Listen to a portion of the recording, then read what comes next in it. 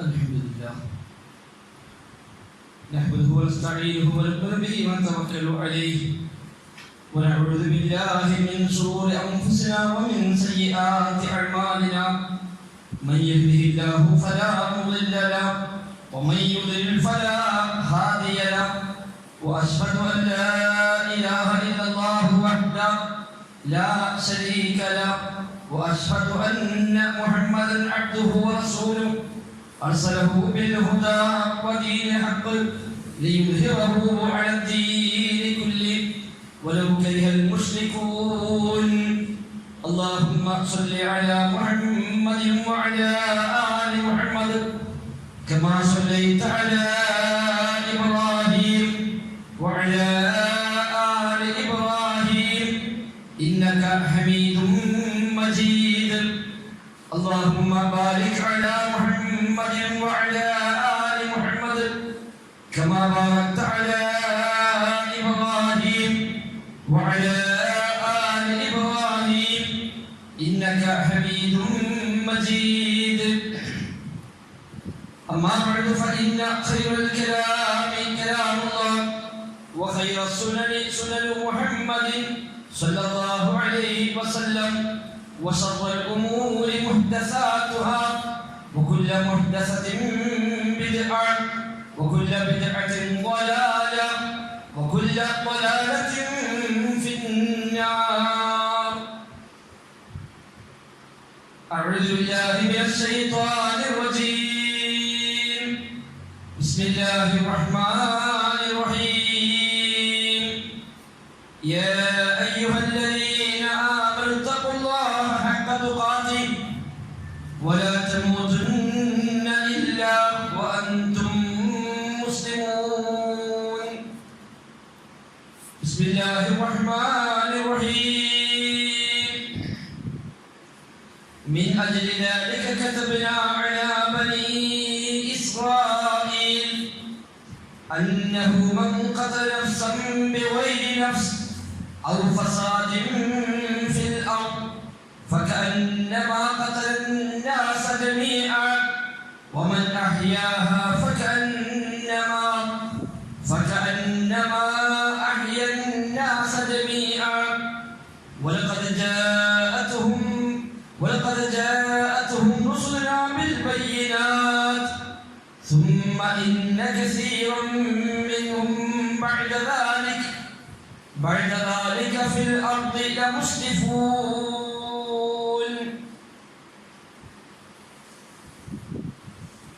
സത്യം വിശ്വാസികളെ റഹ്മാനായ റബ്ബ് സുബ്ഹാനഹു വ തആല നിയമ നിർദ്ദേശങ്ങൾ കഴിവിന്റെ പരമാവധി ജീവിതത്തിൽ പാലിക്കാൻ ശ്രമിച്ചുകൊണ്ട് തഖ്വയോടെ ജീവിക്കണേ എന്ന് ആമുഖമായി പ്രത്യേകം ഓർമ്മപ്പെടുത്തുകയാണ്. അല്ലാഹു സുബ്ഹാനഹു വ തആല ജീവിതാവസാനം വരെ തൗഹീദിൽ അടിയുറച്ചു നിന്ന് തഖ്വയായി ജീവിക്കുവാനും ഈമാനോടെ മരിക്കുവാനുമുള്ള തൗഫീഖ് നൽകി റബ്ബ് സുബ്ഹാനഹു വ തആല ഏവരെയും അനുഗ്രഹിക്കുക. രോഗികളായി കഴിയുന്ന പല ആളുകളും പ്രാർത്ഥിക്കാനായി പ്രത്യേകമായി വസിയത്ത് ചെയ്തവരുണ്ട്. വളരെ പ്രയാസകരമായ അവസ്ഥയിൽ ഹോസ്പിറ്റലിൽ കഴിയുന്ന 2 സഹോദരികൾ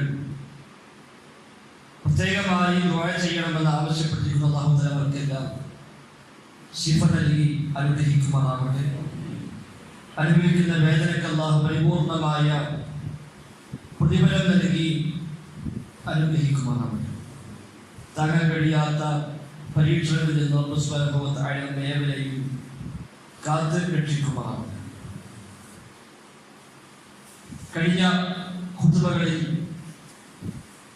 മലക്കുകൾ അനുകൂലമായും പ്രതികൂലമായും പ്രാർത്ഥിക്കുന്ന ആളുകളെയും അവരുടെ സ്വഭാവങ്ങളെയും കുറിച്ചാണ് നാം മനസ്സിലാക്കി വരുന്നത്. മലക്കുകളെ ശാപം ലഭിക്കുന്ന ആളുകൾ, കുഫറിന്റെ ആളുകളായി കഴിയുന്നവർ, അതുപോലെ മതഭക്തരായി മാറുന്നവർ, അല്ലാഹുവിന്റെ റസൂലിന്റെ സ്വഹാബത്തിനെ ആക്ഷേപിക്കുന്നവർ അവർക്കെല്ലാം മലക്കുകളുടെ ശാപമുണ്ട് എന്നത് കഴിഞ്ഞ ഖുതുബയിൽ നാം മനസ്സിലാക്കി കഴിയും. ആ ഗ്രന്ഥത്തിൽ റസൂലുള്ളാഹി സ്വല്ലല്ലാഹു അലൈഹി വസല്ലം പഠിപ്പിച്ച മറ്റൊരു ഹദീസിൽ കാണാം, ഇദാ ദഅ റജുലു ഇംറഅതഹു ഇലാ ഫിറാശിഹി ഫഅബത് അൻ തജീഅ ലഅനതൽ മലായിക ഹത്താ തുസ്ബിഹ എന്നാണ്. അഥവാ ഭർത്താവിനോട് പിണങ്ങി ഭർത്താവിന്റെ ആവശ്യങ്ങൾക്ക് വഴങ്ങാതെ കഴിച്ചു കൂട്ടുന്ന സ്ത്രീകൾ, ഭാര്യമാർ, അവർ നേരം പുതിരുവോളം അതല്ലെങ്കിൽ ഭർത്താവിലേക്ക് തിരിച്ച് ചെല്ലുന്നത് വരെയും മലക്കുകളുടെ ശാപമുണ്ട് എന്നാണ് ഒന്നിലേറെ ഹദീസുകൾ നമ്മെ പഠിപ്പിക്കുന്നത്. ഭർത്താക്കന്മാരുടെ പ്രാർത്ഥനയുടെ ആഴമാണ് ഈ ഹദീസ് നമ്മെ മനസ്സിലാക്കി തരുന്നത്. ഹദീസിന്റെ ആശയം, ഇദാ ദഅ റജുലു ഇംറഅതഹു ഇലാ ഫിറാശി, ഒരാൾ തന്റെ ഭാര്യയെ തന്റെ വിരിപ്പിലേക്ക് ക്ഷണിക്കുന്നു, ഫഅബത് അൻ തജീഅ, അവൾ അതിൽ വിസമ്മതിക്കുന്നു എങ്കിൽ ലഅനതൽ മലായിക ഹത്താ തുസ്ബിഹ, നേരം പുലരുവോളം മലക്കുകൾ അവളെ ശപിച്ചുകൊണ്ടിരിക്കുമെന്നാണ്. മറ്റൊരു റിപ്പോർട്ടിൽ, ഇദാ ബാതത്തിൽ മർഅതു ഹാജറൻ ഫിറാശ സൗജിഹ, ഏതെങ്കിലും പെണ്ണ് തന്റെ ഭർത്താവുമായി പിണങ്ങി ഭർത്താവിന്റെ വിരിപ്പിൽ നിന്ന് മാറി അവൾ കഴിച്ചു കൂട്ടുന്നുവെങ്കിൽ ലഅനതൽ മലായിക ഹത്താ തുസ്ബിഹ, നേരം പുലരുവോളം മലക്കുകളുടെ ശാപം അവൾക്കുണ്ടാകുമെന്നാണ്. മറ്റൊരു റിപ്പോർട്ടിൽ ഹത്താ തർജിഅ, അവൾ മടങ്ങി ചെല്ലുന്നത് വരെ, തന്റെ ഭർത്താവിലേക്ക് മടങ്ങി ചെല്ലുന്നത് വരെ അവൾക്ക് ആ ശാപമുണ്ടാകുമെന്നും ഒരു ഹദീസിൽ കാണാൻ കഴിയും. മറ്റൊരു റിപ്പോർട്ടിൽ പ്രവാചകൻ പഠിപ്പിച്ചത്, വല്ലി നഫ്സി ബിയദിഹി, അല്ലാഹു തആല തന്നെയാണ് സത്യം, മാ മിൻ റജുലിൻ യദ്ഉ ഇംറഅതഹു ഇലാ ഫിറാശി ഫതദ്ബാ അലൈഹി, ഏതൊരാളും തന്റെ ഭാര്യയെ തന്റെ വിരിപ്പിലേക്ക് ക്ഷണിക്കുകയും അവളെ വിസമ്മതിക്കുകയും ചെയ്യുന്നുവെങ്കിൽ ഇല്ലാ കാന ലഹു ഫിസ്സമാ സാഖിതൻ അലൈഹാ ഹത്താ യർദാ അൻഹാ, ആ ഭർത്താവിന്റെ തൃപ്തി ലഭിക്കുന്നത് വരെയും ആകാശത്തുള്ളവൻ അവളോട് വെറുപ്പുള്ളവനായിരിക്കുമെന്നാണ്. അഥവാ അല്ലാഹുവിന്റെ വെറുപ്പ്, അല്ലാഹുവിന്റെ സുഖ്ത്, കോപം അവൾക്കുണ്ടാകും. ഹത്താ യർദാ അൻഹാ, ഭർത്താവ് അവളുടെ കാര്യത്തിൽ തൃപ്തനാകുന്നത് വരെ എന്നുമാണ് മറ്റു ഹദീസ്. ഈ ഹദീസ് വിശദീകരിക്കവേ ശാഫിഈ മദ്ഹബിലെ പ്രഗൽഭനായ പണ്ഡിതൻ നബവി ഇമാം റഹിമഹുല്ലാഹ് അദ്ദേഹം പറയുന്നു, ഹാദാ ദലീലുൻ അലാ തഹ്ലീലി ഇംതിനാഇഹാ മിൻ ഗൈരി ഉദ്രിൻ ശർഈൻ, മതം അനുവദിച്ച ന്യായമായ കാരണങ്ങളൊന്നുമില്ലെങ്കിൽ ഒരിക്കലും ഒരു പെണ്ണിന് തന്റെ ഭർത്താവിന്റെ ഇംഗിതത്തിന് തടസ്സം നിൽക്കാൻ പാടില്ല എന്നത്, അത് ഹറാമാണ് എന്നത് ഈ വചനങ്ങൾ തെളിവാണ് എന്നാണ് നബവി ഇമാം റഹിമഹുല്ലാഹ് പഠിപ്പിക്കുന്നത്. ന്യായമായ ശർഈയായ കാരണമുണ്ട്, അവൾ നോമ്പുകാരിയാണ്, ആ സമയത്ത് ഭാര്യഭർത്തൃ ബന്ധങ്ങൾ പാടില്ല, അങ്ങനെയെല്ലാം ഉള്ള ശർഈയായ കാരണങ്ങൾ ഉണ്ടെങ്കിലല്ലാതെ അവൾക്ക് വിട്ടുതിരിക്കാൻ പാടില്ല എന്നും അത് ഹറാമാണ് എന്നും ഈ ഹദീസ് നമ്മളെ പഠിപ്പിക്കുന്നു. എത്രത്തോളം അവൾ ആർത്തവകാരിയാണ് എന്നത് പോലും ഒരു തടസ്സമായി കണക്കാക്കുന്നതല്ല. കാരണം ആ സമയത്ത് ലൈംഗിക ബന്ധം മാത്രമാണ് പാടില്ലാത്തത്, അതല്ലാത്ത മറ്റു സുഖത്തിന്റെ വഴികളെല്ലാം അവൾക്ക് അനുവദിക്കപ്പെട്ടതാണല്ലോ. അതിനാൽ ആ പേരിൽ പോലും അവൾക്ക് വിട്ടുനിൽക്കാൻ അനുവാദമില്ലെന്ന് കൂടി അദ്ദേഹം അതിൽ കൂടെ എടുത്തു പറയുന്നുണ്ട്. അതുകൊണ്ട് തന്നെ കുടുംബ ജീവിതത്തിൽ ഏറെ ഗൗരവമായി കാണേണ്ടുന്ന ഒന്നാണ് അതിനർത്ഥം. മറ്റു ഹദീസിൽ റസൂലുള്ളാഹി സ്വല്ലല്ലാഹു അലൈഹി വസല്ലമ ഇതേ ഗൗരവം ഒന്നുകൂടി വ്യക്തമാക്കിക്കൊണ്ട് പറയുന്നുണ്ട്, സലാസുൻ ലാ തുഖ്ബലഹും സ്വലാത്തുൻ വലാ തുസ്അലുഹും ഇലല്ലാഹി ഹസന, മൂന്ന് വിഭാഗം ആളുകൾക്ക് അവരുടെ നിസ്കാരം സ്വീകരിക്കപ്പെടുകയില്ല, അവിടെ കർമ്മങ്ങളൊന്നും അല്ലാഹുവിലേക്ക് ഉയരുകയുമില്ല. ഒന്ന് സക്റാൻ ഹത്താ യസ്ഹ, ലഹരി ബാധിച്ചവൻ ആ ലഹരിയിൽ നിന്ന് മുക്തനാകുന്നത് വരെ, മദ്യപിച്ച് മയക്കുമരുന്ന് ഉപയോഗിച്ച് മറ്റു ലഹരിപദാർത്ഥം ഉപയോഗിച്ച് നടക്കുന്നവൻ ആ സമയത്ത് അവന്റെ ഒരു അമലും അല്ലാഹുവിലേക്ക് ഉയർത്തപ്പെടുകയില്ല. അവൻ അതിൽ നിന്ന് ബോധത്തിലേക്ക് സ്വബോധത്തിലേക്ക് തിരിച്ചെത്തുന്നത് വരെ എന്നാണ്. രണ്ടാമത് അതിനെ കൂടെ കൂട്ടി പറഞ്ഞത് ഒരു പെണ്ണ് അവളുടെ ഭർത്താവ് അവളോട് ദേഷ്യപ്പെട്ടവളാണ് എങ്കിൽ ആ സമയത്ത് അവളുടെ കർമ്മങ്ങൾ സ്വീകരിക്കപ്പെടുകയില്ല.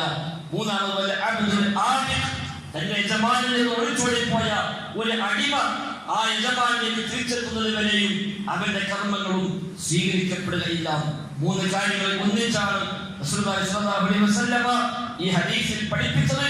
അത് അടിമയുമായി ബന്ധപ്പെട്ടത്. പക്ഷേ ഇന്നത്തെ നമ്മുടെ നാട്ടിൽ ഇന്നത്തെ സാഹചര്യങ്ങളിൽ അടിമ സമ്പ്രദായമില്ല. മറ്റേത് രണ്ടും ഗൗരവമായി കാണേണ്ടതാണ്. മദ്യവും മയക്കുമരുന്നും പോലുള്ള ലഹരി പദാർത്ഥങ്ങൾ ഉപയോഗിക്കുന്ന ആളുകൾ അവരുടെ കർമ്മങ്ങൾ പോലും ആകാശലോകത്തേക്ക് ഉയർത്തപ്പെടാതെ തടഞ്ഞു വെക്കപ്പെടുന്നത് അതിന് ഗൗരവം എത്രയാണ് എന്ന് നമ്മെ പഠിപ്പിക്കുന്നുണ്ട്. അതുകൊണ്ട് അത്തരം വിഷയങ്ങൾ നാം ശ്രദ്ധിക്കേണ്ടതുണ്ട്.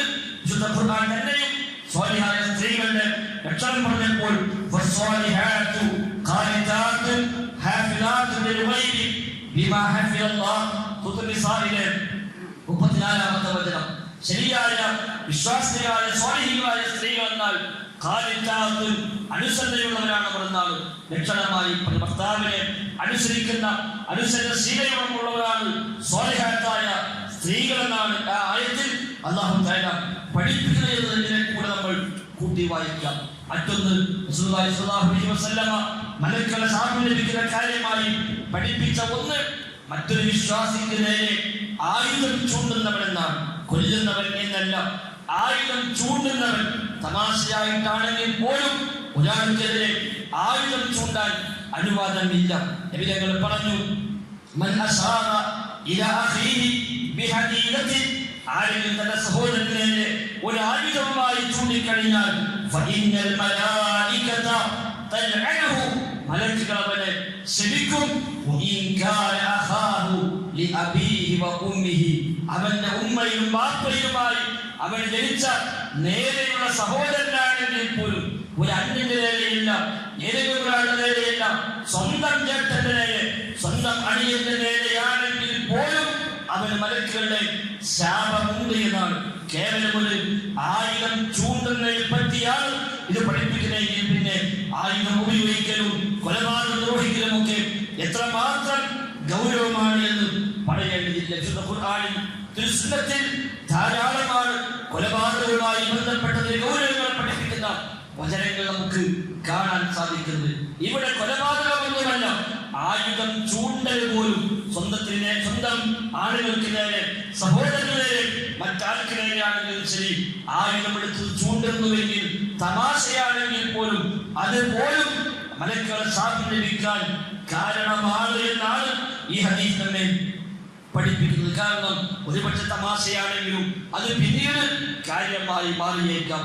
പൈശാചികമായ പ്രേരണകൾ അതിൽ കടന്നുകൂടിയേക്കാം.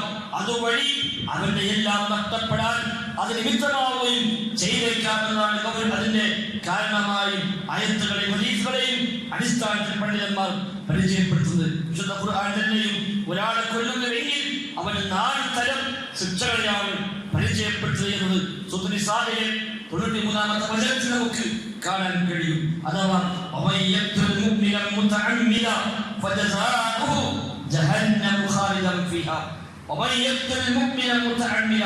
മനഃപൂർവ്വം ഒരാൾ ഒരു മുഅ്മിനെ കൊല്ലുന്നുവെങ്കിൽ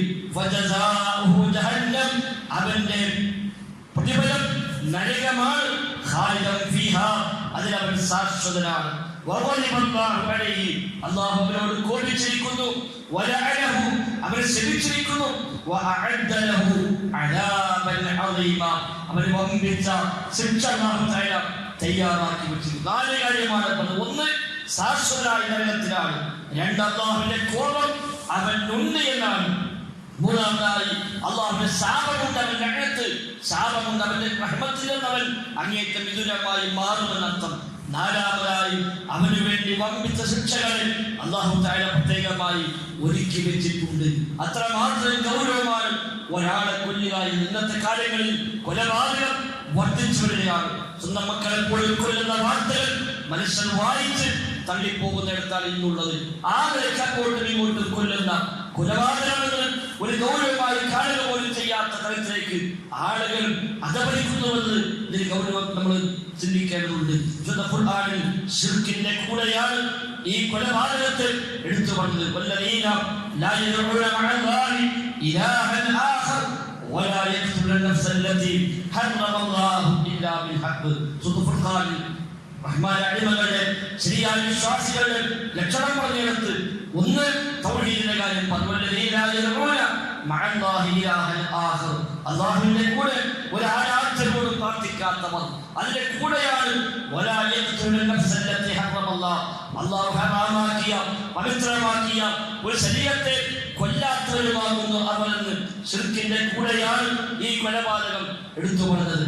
വിശ്വാസികൾ ഗുണം പറഞ്ഞപ്പോൾ ഇബാദുർ റഹ്മാൻ, റഹ്മാനായ റബ്ബിന്റെ അടിമകൾ ഇബാദുർ റഹ്മാൻ അവിടെ ലക്ഷണം പറഞ്ഞപ്പോഴാണ് ഒന്ന് ലാ യദഊന മഅല്ലാഹി ഇലാഹൻ ആഖർ, അല്ലാഹുവിന്റെ കൂടെ മറ്റൊരു ആരാധനയോടും ദുആ ചെയ്യാത്തവരാണ് എന്നാണ്. ഒരു എന്തെങ്കിലും ന്യായം പറഞ്ഞ് എന്തെങ്കിലും ഉപായം പറഞ്ഞിട്ട് അല്ലാഹുവില്ലാത്ത ആളോട് തേടാനാണ് ഇന്ന് പലപ്പോഴും ആളുകൾ ശ്രമിക്കുന്നത്.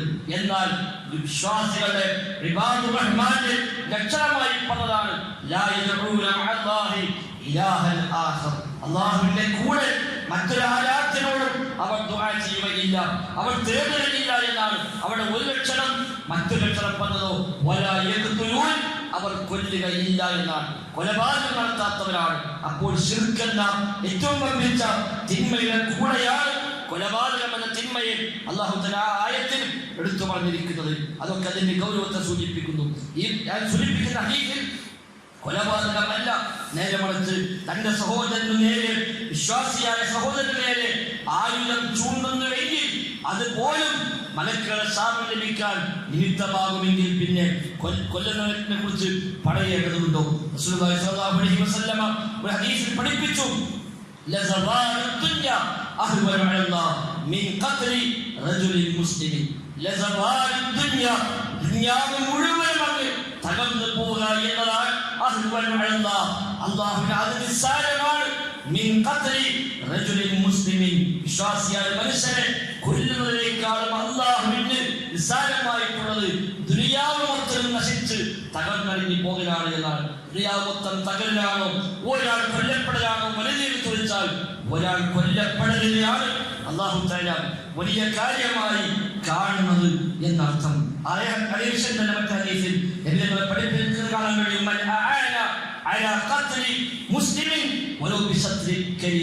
ഒരു വിശ്വാസിയെ കൊല്ലുന്നതിന് ആരെങ്കിലും സഹായിയായി എന്നാൽ ഒരു കഷ്ടം വാക്കുകൊണ്ടെങ്കിലും ഒരു സപ്പോർട്ട് ചെയ്തെന്നാണ്. ഒരു വാചകം കൊണ്ട്, ഒരു വാക്കുകൊണ്ട് ഒരാളെ കൊല്ലാൻ ഒരു സപ്പോർട്ട് നൽകിയാൽ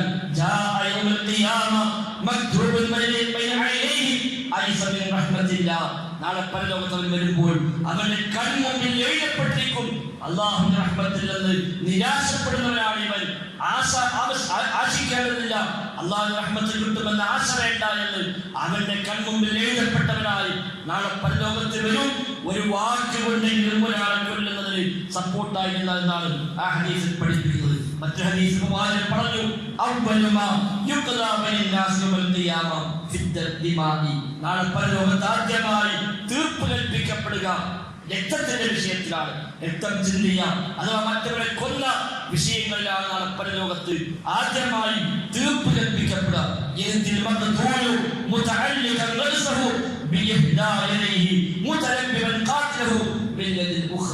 കൊല്ലപ്പെട്ട മനുഷ്യൻ തന്റെ തല ഒരു കയ്യിൽ പിടിച്ചുകൊണ്ട്, തന്നെ കൊന്ന ഘാതകനെ മറുകൈയിൽ പിടിച്ചുകൊണ്ട് റബ്ബിന്റെ മുമ്പിലേക്ക് ഈ കൊല്ലപ്പെട്ടവൻ വരും നാളെ പരലോകത്ത് എന്നാണ്. എന്ന് നിമിതങ്ങൾ പറയാണ്,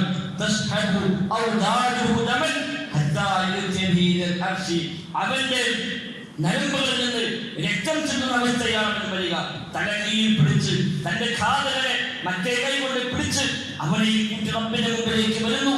അവന്റെ നരമ്പിൽ നിന്ന് രക്തം ഇങ്ങനെ പുറത്തേക്ക് ചിന്തുന്നുണ്ട്. അഥവാ ദുനിയാവിൽ വെച്ച് കൊല്ലപ്പെട്ട ആ ഒരു അവസ്ഥയിലാണ് അവൻ വരുന്നത്. എന്നിട്ട് റബ്ബിനോട് പറയും, ഇവനാണ് എന്നെ കൊന്നവൻ, എന്തിനാണ് എന്നെ കൊന്നതെന്ന് നീ ചോദിക്കണം മുമ്പേ എന്ന് പറഞ്ഞുകൊണ്ട് അവനെയും പിടിച്ച റബ്ബിന്റെ മുമ്പിലേക്ക് ഇവൻ വരുമെന്നാണ് അല്ലാഹു തആല പറയും.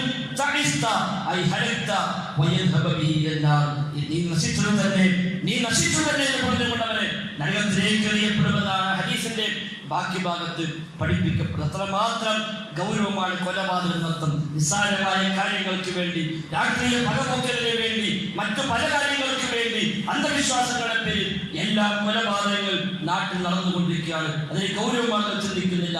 ആത്മഹത്യ ഒരു ഭാഗത്ത്, മറ്റു കൊലപാതകങ്ങൾ മറുഭാഗത്ത്, രണ്ടും ഇത് വ്യാപകമായി വന്നുകൊണ്ടിരിക്കുന്നു. അവയുടെ പ്രചാരണങ്ങൾ സോഷ്യൽ മീഡിയകളിൽ, മറ്റു മീഡിയകളിൽ എല്ലാം അതിന്റെ പ്രചാരണം ഏറെ വർദ്ധിച്ചു വരികയാണ്. സഹോദരങ്ങളെ, ഇതിന് ഗൗരവം കുറയാൻ പലപ്പോഴും ഈ പ്രചാരണ പ്രവർത്തനങ്ങൾ നിമിത്തമായി മാറുന്നത് കൂടി നാം കൂട്ടി വായിക്കുക. നബിതങ്ങൾ പഠിപ്പിക്കുന്ന ഹദീസ് കൂടി കാണാം.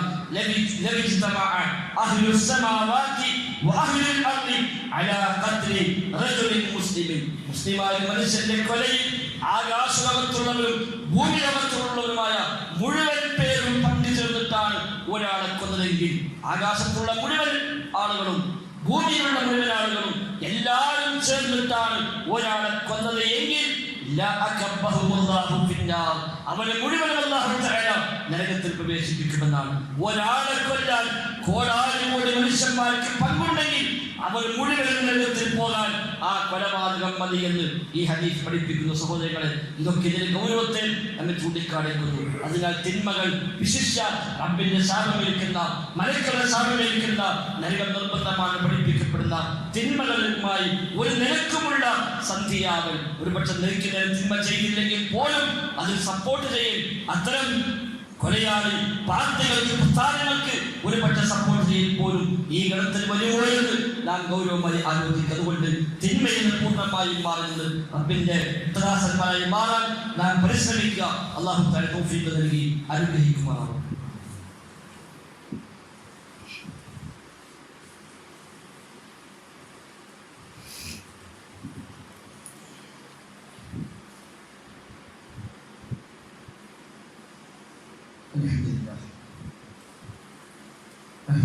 ونستعين ونؤمن به ونتوكل عليه. اللهم صل على محمد وعلى آل محمد كما صليت على إبراهيم وعلى آل إبراهيم إنك حميد مجيد. സഹോദരൻ റഹ്മാനായ റബ്ബിന്റെ നിയമോപദേശങ്ങൾ കഴിവിന്റെ പരമാവധി ജീവിതത്തിൽ പാലിക്കാൻ ശ്രമിച്ചുകൊണ്ട് തഖ്വയോടെ ജീവിക്കണമെന്ന് ഒരിക്കലും കൂടെ ആവർത്തിച്ച് ഓർമ്മപ്പെടുത്തുകയാണ്. അല്ലാഹു തൗഫീഖ് നൽകി അനുഗ്രഹിക്കുന്നു. മലക്കുകളുടെ ശാപം ലഭിക്കാൻ ഇടയാകുന്ന മറ്റൊരു കർമ്മമായി ഹദീസിൽ പഠിപ്പിക്കപ്പെട്ടതാണ് വിശ്വാസ വഞ്ചന കാണിക്കുക എന്ന്. ഒരാൾക്കൊരു വാക്ക് നൽകി, ഒരാൾക്ക് ഏതെങ്കിലും അർത്ഥത്തിൽ ഒരു വാഗ്ദാനം ഒരാൾ നൽകി, ആ വാഗ്ദാനം ഒരാൾ ലംഘിക്കുന്നുവെങ്കിൽ, അത് മുസ്ലിമിനോടാകണമെന്നില്ല, ആരോടായാലും ശരി, അവൻ നൽകിയ വാഗ്ദാനത്തെ ലംഘിക്കുന്നുവെങ്കിൽ അവന് മലക്കുകളുടെ ശാപമുണ്ട് എന്ന് ഹദീസിൽ കാണാൻ കഴിയും. ഇവരെ പറഞ്ഞു, വദിമ്മത്തുൽ മുസ്ലിമീന വാഹിദ, മുസ്ലിമീങ്ങളുടെ ഉത്തരവാദിത്തം, ബാധ്യത എന്നത് ഒറ്റൊന്നാണ്. അതിനാഹും, ഏറ്റവും താഴെയുള്ളവൻ പോലും അതിനുവേണ്ടി പരിശ്രമിക്കേണ്ടതുണ്ട് എന്നാണ്. എന്നിട്ട് പറഞ്ഞു, അത് ആരെങ്കിലും ഒരാൾ ലംഘിക്കുന്നുവെങ്കിൽ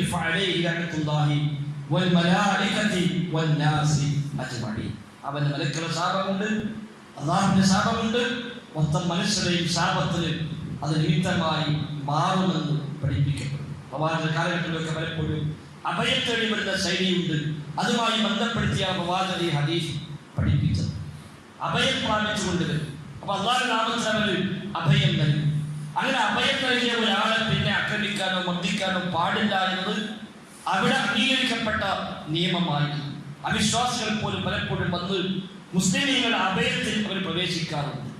അതാണ് അബൂബക്കർ ആദ്യഘട്ടം ഇത്ര പോകുമ്പോൾ അവിടെ നിന്ന് മറ്റൊരു യഹൂദിയായ മനുഷ്യൻ അഭയം നൽകി തിരിച്ചു കൊണ്ടുവരുന്നതൊക്കെ നമുക്ക് കാണാൻ സാധിക്കുന്നു. ഞാൻ ഏറ്റെടുക്കാം, എന്റെ ഉത്തരവാദിത്തം എന്ന് പറഞ്ഞ് തിരിച്ചു വരികയും അവിടെ നിന്ന് പ്രഖ്യാപിക്കുകയും ചെയ്യും, ഇയാൾ ഞാൻ ഏറ്റെടുത്തിട്ടുണ്ട് എന്ന് പറഞ്ഞ് പ്രഖ്യാപിച്ചു കഴിഞ്ഞാൽ പിന്നെ അയാൾ ആരും ആക്രമിക്കുകയില്ല, പ്രയാസപ്പെടുത്തുകയില്ല എന്ന് അന്നത്തെ ആ നാട്ടുകാർ സ്വീകരിച്ചു പോന്ന ഒരു രീതിയായിരുന്നു. റസൂലുള്ളാഹി സ്വല്ലല്ലാഹു അലൈഹി വസല്ലമയും അത് അംഗീകരിച്ചു പോന്നിട്ടുമുണ്ട്. അപ്പൊ ആ ഒരു വിഷയവുമായി ബന്ധപ്പെട്ടാണ് റസൂലുള്ളാഹി സ്വല്ലല്ലാഹു അലൈഹി വസല്ലമ ഈ ഒരു ഹദീസ് പഠിപ്പിക്കുന്നത്. സ്ത്രീ അവരുടെ ബന്ധു കൂടിയായ മുസ്ലിമിന് അഭയം പ്രഖ്യാപിക്കുകയുണ്ടായി. അങ്ങനെ അവർ നബിയോടൊന്ന് പറഞ്ഞു, നബിയെ ഇവർക്ക് ഞാൻ അഭയം നൽകിയിരിക്കുന്നു, അതുകൊണ്ട് ആ അഭയത്തെ ഞാൻ നൽകിയ വാഗ്ദാനത്തെ ഞാൻ നൽകിയ ആ വാക്കിനെ താങ്കൾ മുഖവിലേക്കെടുക്കണം എന്ന് പറയുമ്പോൾ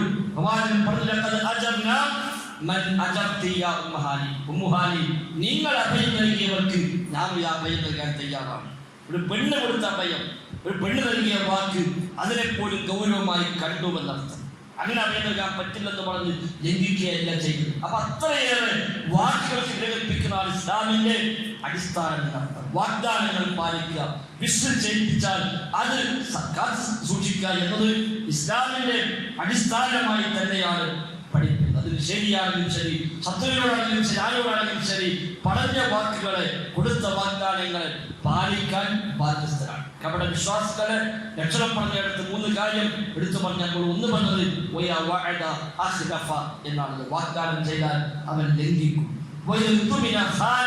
വിശ്വസിച്ചേൽപ്പിച്ചാൽ അവൻ വഞ്ചിക്കും എന്നാണ്. വാഗ്ദാനം ചെയ്താൽ ലംഘിക്കും, വിശ്വസിച്ചേൽപ്പിച്ചാൽ ആ വിശ്വാസത്തിന് വഞ്ചന കാണിക്കുന്നത് കപടന്റെ മുനാഫിക്കിന്റെ ലക്ഷണമായി പഠിപ്പിക്കുന്നു. അതുകൊണ്ട് നമ്മിൽ അത്തരം ശീലങ്ങൾ ഇല്ലാതിരിക്കാൻ പ്രത്യേകമായി ശ്രദ്ധിക്കും. 3 കാര്യമാണ് ആ ഹദീസിൽ പറഞ്ഞത്. ഒന്ന്, സംസാരിച്ച കളവ് പറയുക, നിസ്സാര കാര്യത്തിന് വേണ്ടി കളവ് പറയൽ മുഅ്മിന്റെ ലക്ഷണമല്ല, അത് കപടന്റെ ലക്ഷണം തന്നെയാണ്. സത്യസന്ധമായി കൈകാര്യം ചെയ്യാൻ വിശ്വാസിയുടെ സവിശേഷത എന്താണ്? സത്യം പറയാനാണ്. എന്തു വന്നാലും എന്തൊക്കെ നഷ്ടങ്ങൾ സംഭവിച്ചാലും സത്യം മാത്രം പറയുക എന്നത് ഒരു വിശ്വാസിയുടെ വിശ്വാസത്തിന്റെ ഭാഗം കൂടിയാണ്. അതേപോലെ വാഗ്ദാനം ചെയ്താൽ അത് പാലിക്കുക, ചെയ്യാമെന്ന് പറഞ്ഞാൽ, വരാമെന്ന് പറഞ്ഞാൽ അത് ചെയ്തിരിക്കണം, അവിടെ ചെന്നിരിക്കണം.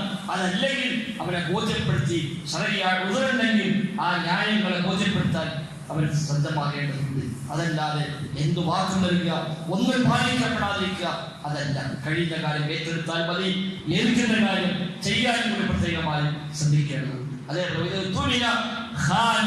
വിശ്വസിച്ചേൽപ്പിക്കപ്പെട്ട വഞ്ചിക്കുക കപടന്റെ സ്വഭാവമാണ്. അവൻ നമ്മെ വിശ്വസിച്ചു, നമ്മെ പ്രതീക്ഷിച്ചു, പക്ഷേ അവസാനം അവനെ വഞ്ചിച്ചുകൊണ്ട് പോകുന്നുവെങ്കിൽ അത് മുഅ്മിന്റെ ലക്ഷണമല്ല, അത് മുനാഫിക്കിന്റെ കപടന്റെ ലക്ഷണമാണ്. അപ്പോൾ വാഗ്ദത്ത ലംഘനങ്ങൾക്ക് മലക്കുകളെ പോലെ ശാപം കിട്ടാൻ പോലും ഇടയാകുമെന്നത് എത്രമാത്രം ഇസ്ലാം അതിന് പ്രാധാന്യം നൽകുന്നതിന്റെ തെളിവായി നമ്മൾ മനസ്സിലാക്കും. ജീവിതത്തിൽ അത്തരം നല്ല ശീലങ്ങളൊക്കെ ഉണ്ടാക്കിയെടുക്കാൻ ബോധപൂർവം നാം പരിശ്രമിക്കേണ്ടതുണ്ട്. നിസ്സാരമായ കാര്യങ്ങൾക്ക് വേണ്ടി കളവ് പറയുന്നവർ, ഇല്ലാത്ത ന്യായങ്ങൾ നിരത്തി എവിടെയെങ്കിലും തനിക്കാൻ രക്ഷപ്പെട്ടു പോകാൻ വേണ്ടി ചെറിയ ചെറിയ സാമ്പത്തിക ലാഭങ്ങൾക്ക് വേണ്ടിയൊക്കെ കളവിൽ കൂട്ടുനിൽക്കുന്ന ആളുകൾ, അതൊക്കെ സമൂഹത്തിന് വ്യാപകമാണ്. പക്ഷേ അതൊക്കെ എല്ലാവരും അങ്ങനെയല്ലേ, ആരത് ചെയ്യാത്തത്, ഇന്ന് ആരാണ് നോക്കുന്നത് എന്ന ന്യായം പറഞ്ഞ് എന്ത് തോന്നിയാസങ്ങൾക്ക് കൂട്ടുനിൽക്കുന്നിടത്തേക്കാണ് ആളുകൾ പൊതുവെ മാറിപ്പോകുന്നത്. അതല്ല മലയാളത്തിൽ കേൾക്കുന്ന ഉപദേശം ശ്രദ്ധിക്കുന്ന തൗഹീദ് അംഗീകരിക്കുന്ന ആളുകൾ നമുക്കൊക്കെ ആ രംഗത്ത് കഴിവിന്റെ പരമാവധി സൂക്ഷ്മത പാലിക്കാൻ കൂടുതൽ ബാധ്യതയുണ്ട് എന്നത് വിസ്മരിക്കാതിരിക്കുക. ആ ജീവിതത്തിൽ ക്രമീകരിക്കാൻ നാം പരിശ്രമിക്കുക. അല്ലാഹു തആല തൗഫീഖ് നൽകി അനുഗ്രഹിക്കുമാറാവട്ടെ. اللهم ربنا آتنا في الدنيا حسنة وفي الآخرة حسنة وقنا عذاب النار. اللهم اغفر للمؤمنين والمؤمنات والمسلمين والمسلمات الأحياء منهم والأموات إنك مجيب الدعوات وقاضي الحاجات. ربنا اصرف عنا عذاب جهنم إن عذابها كان غراما إنها ساءت مستقرا مقاما. اللهم ربنا تقبل منا، ربنا تقبل منا، ربنا تقبل منا إنك أنت السميع العليم وتب علينا إنك أنت التواب الرحيم. وصلى الله وسلم على محمد وآله وصحبه أجمعين والحمد لله.